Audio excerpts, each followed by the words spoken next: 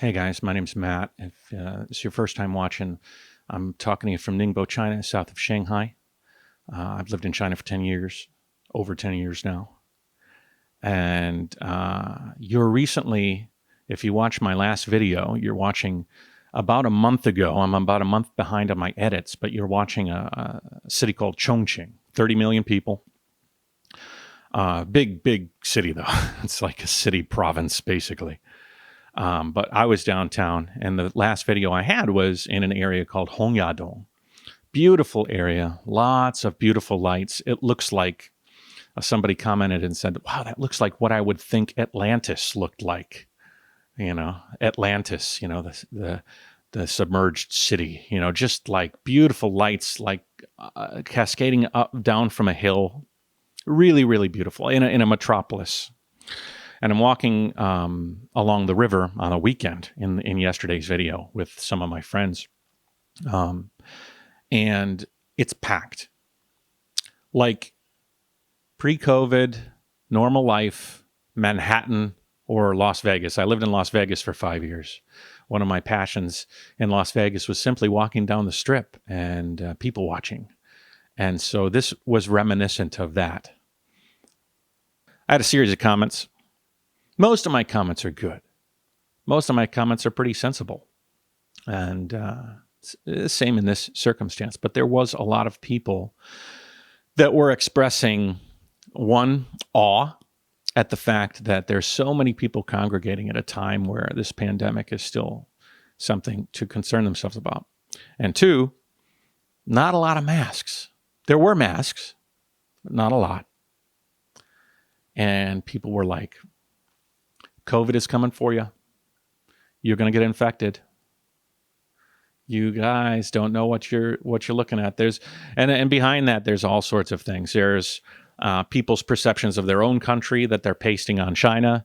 Maybe it's really hard. Maybe their kids can't go to school. Yesterday, my daughter went to school. She's finishing her first week. Today is Teachers' Day, as a matter of fact, in China. So she made out a whole bunch of cards she took into class.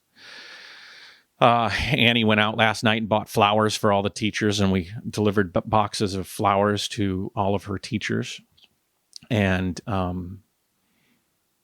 we deliver Eva to class. She does class in front of teachers with her students. It's a normal class day, except for the fact that we deliver the kids to the front door of the school, as opposed to normally we'd walk into the school and deliver the kid to the front door of her building, which is inside the school campus.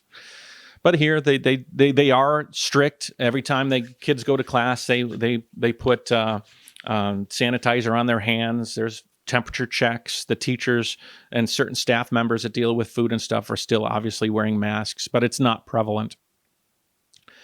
And so we're living this probably 98% normal life here in China. It's a life we've earned.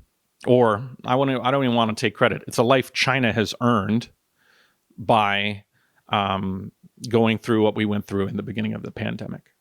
Now, I know I left for the United States in the beginning when Wuhan was really crazy. I took my daughter and my wife. We left. We went to the United States, thinking that United States was not the origin of the virus. Meaning that they could learn from the chaos going on in China to prevent it, to keep that shit from coming to the United States. They had an example. It was on the news. It wasn't hidden. This was chaos in Wuhan and drastic, some would say draconian measures in order to stifle the growth of this virus. And so we left to the United States thinking that, I don't know, if you see somebody, there's interesting puzzles out there, right? There's like mental challenge puzzles where, there's a ring and two rings together, and how do you get the rings apart? The first time you do that, it's kind of chaotic, right? You don't know how the two pieces will go. You try a bunch of different things. You're trying to figure it out. First, you try the easy way, and the easy way doesn't work. Then you try in different ways. And eventually, you fix it. That was China. America and everywhere else were countries that watched the person do the ring trick. And so if they were paying attention, once they get the rings, because the rings are going to spread. It's the nature of a pandemic that spreads asymptomatically is containment is very hard. So you should have been able to inherit those rings and say, I know how this is done. And then separate those rings. So that was my thoughts. Safety of my daughter, safety of my family. Let's get them to China or get them to the United States. And so that they can, we can be under a country that has, the infrastructure and the wherewithal and the ability to inherit the problem that will come to their shores, and they know about it already, and they're going to be able to make still drastic measures, still focus on the problem and fixing the problem, but they'll be able to institute those things in a way that China wasn't able to, because China was dealing with it starting from Wuhan. Like China had to figure out what the problem was and then fix the problem. America didn't have to figure out what the problem was because the problem had already presented itself. Anyways, I made this video yesterday. It was Hongyadong in Chongqing. I'm in Ningbo now. And people are like, you guys are really too relaxed. You got to watch out. No, we don't. I mean, we do, obviously. We have apps at the ready on our phones that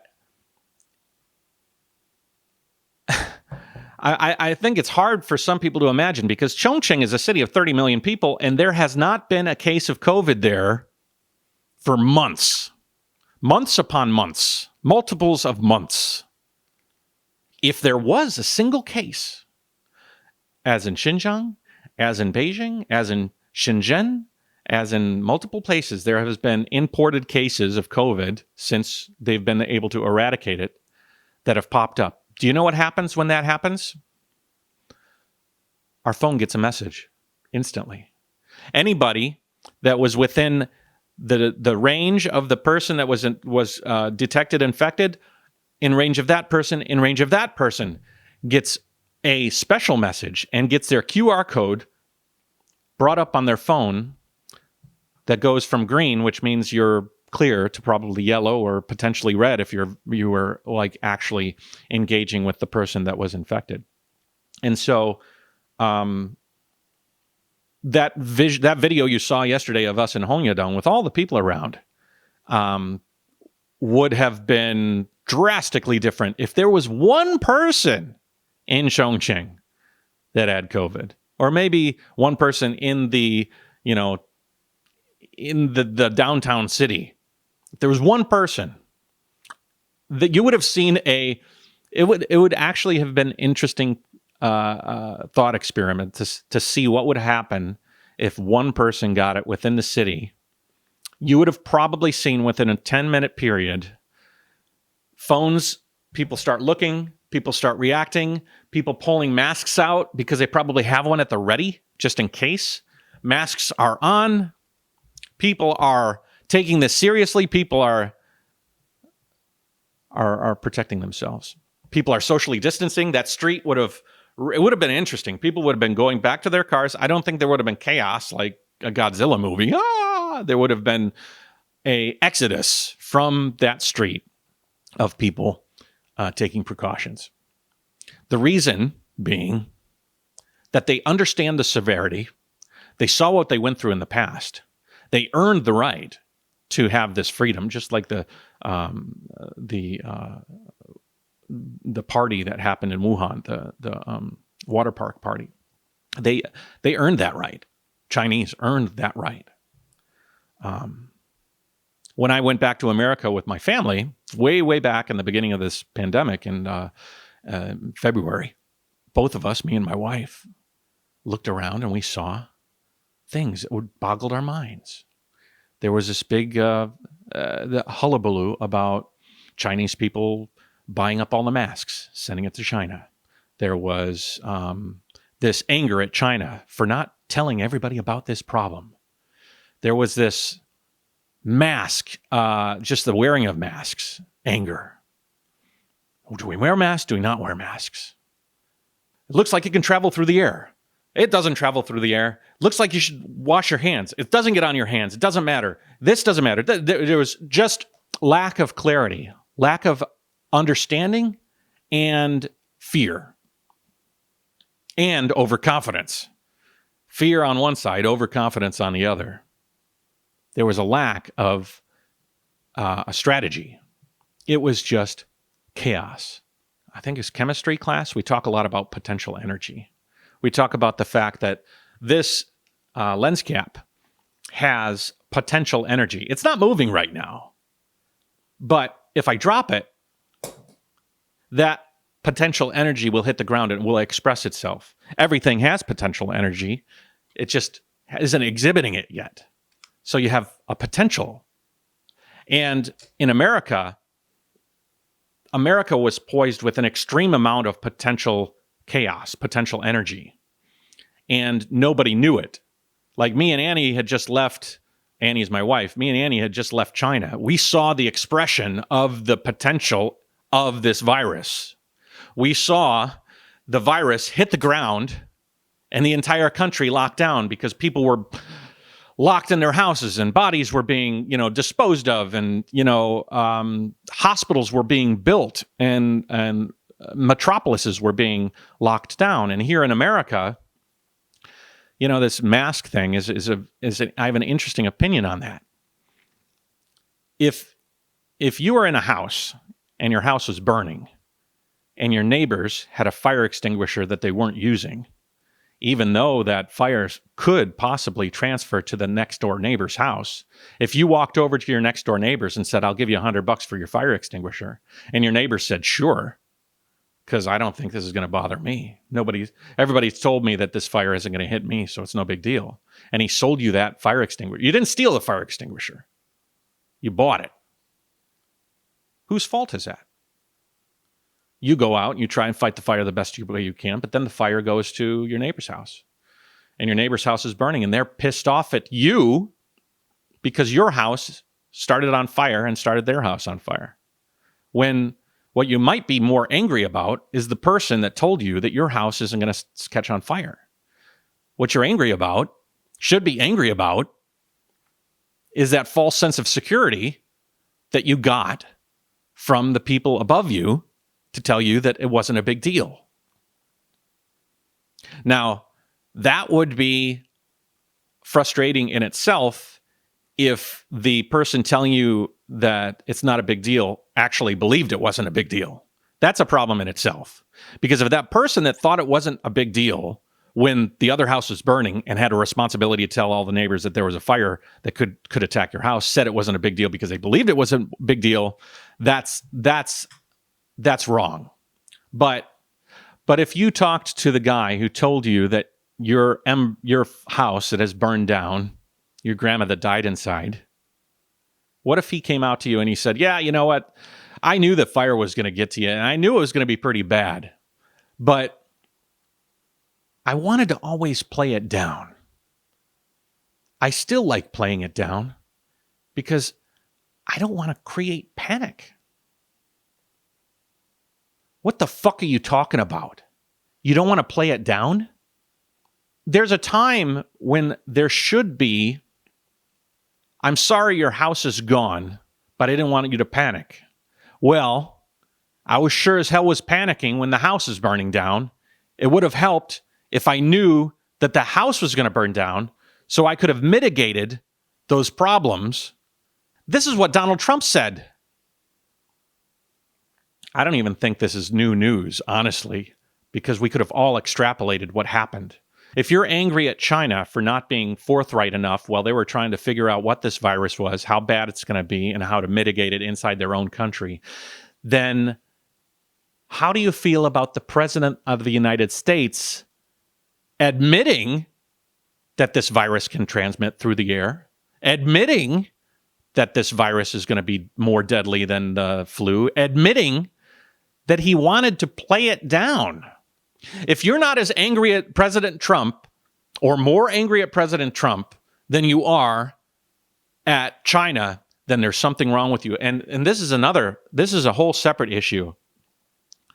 The hate towards China, some of it is based on warranted information, but if you can't see the forest through the trees on the fact that you're being manipulated into some sort of hate job on China when most of it is unwarranted or undeserved, or could be solved with diplomacy, or was caused by not taking China seriously decades ago when you wanted to use them as a manufacturing hub for all of your cheap goods in America so that the middle class could rise up and actually afford some stuff and afford a decent way of life. And so you piggybacked on China's ability to manufacture stuff cheaply, and now you're angry that they learned from manufacturing all that stuff cheaply and now are making stuff, higher quality stuff, and now are threatening American industries. Then do you want to attack them for that? There's a whole separate video involved in that. I would like to actually make a video, but this is actually about the virus. I've been in China for 10 years. I'm an American, so I have a unique foot in both countries. I saw going to Chongqing, being able to live a normal life, being able to send my daughter to school, not having to worry about idiots not taking this seriously. I don't even blame those idiots. I only blame one idiot. The guy who said, I always want to play it down. I still like playing it down because I don't want to create panic. Well, you know what? Sometimes as a leader, it's funny that he thinks telling the truth about the dangers headed your way would create panic. He thinks that there's no other way to tell the truth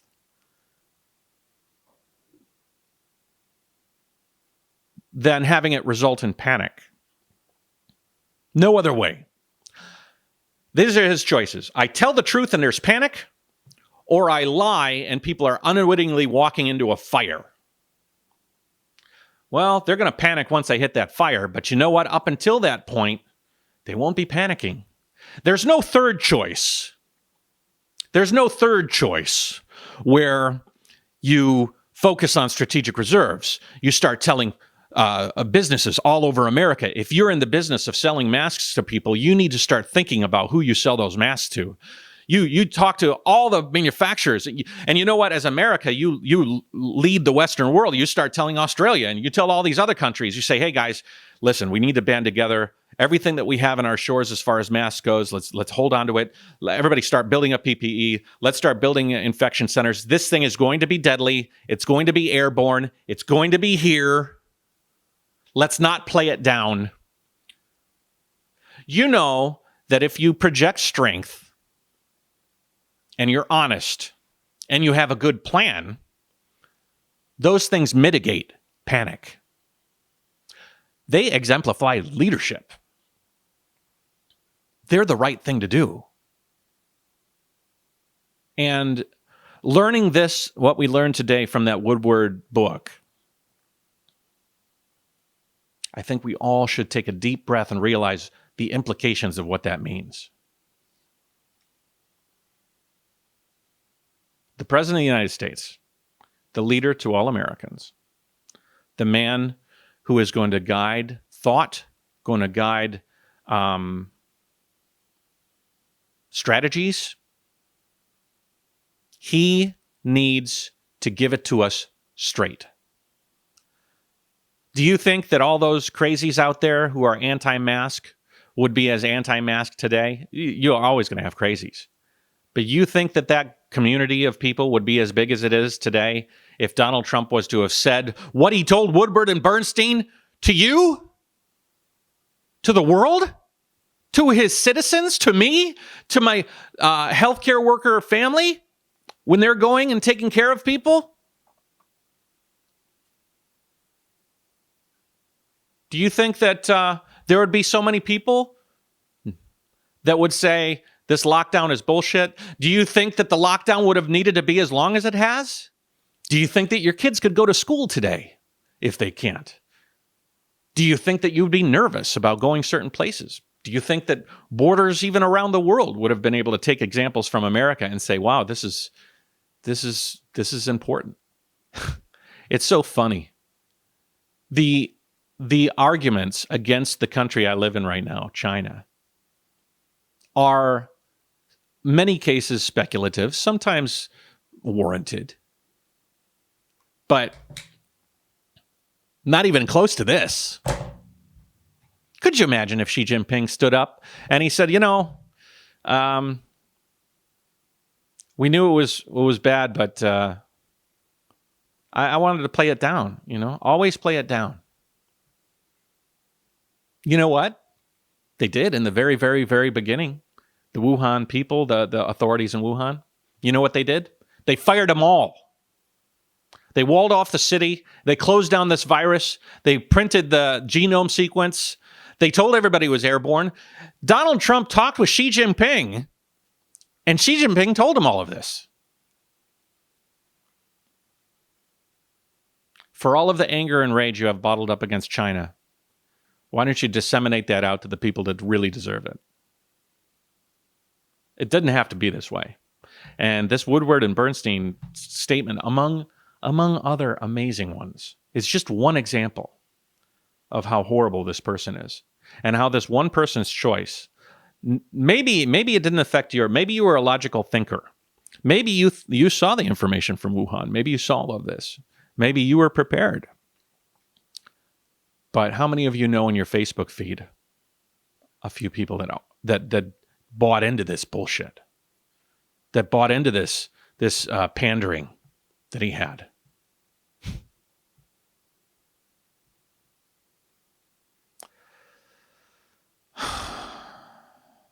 The video I made yesterday was me having a wonderful day in a very busy part of an extremely busy city, one of the, some would say, the most populated city in the world.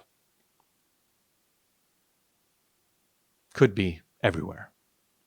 We could be looking at this COVID thing in the rearview mirror saying, thank God we all did what we needed to do to get over this thing. And as cases pop up in any part of the world, we'd be able to squash it out. Instead, your house is burned down. Your neighbor's house is completely rebuilt. And you're angry at your neighbor. On the coaxing, you're angry at your neighbor on the coaxing of the man who didn't tell you how dangerous it was in the very beginning, even though he knew.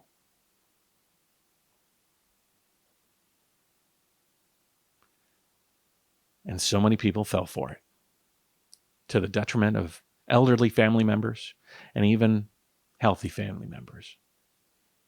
And who knows what this virus is going to do in the future? Who knows the repercussions of people that didn't die of it? We're still in the beginning phases of this pandemic. And Donald Trump yesterday at a press conference berated a reporter for not taking his mask off. I still like playing it down because I don't want to create a panic. So him telling that guy to pull his mask off, that was a mixture of vanity for him, not wanting people to wear masks in front of him, and a strategy of his to try and play it down at any opportunity. And we're still not through this thing. I'm sorry.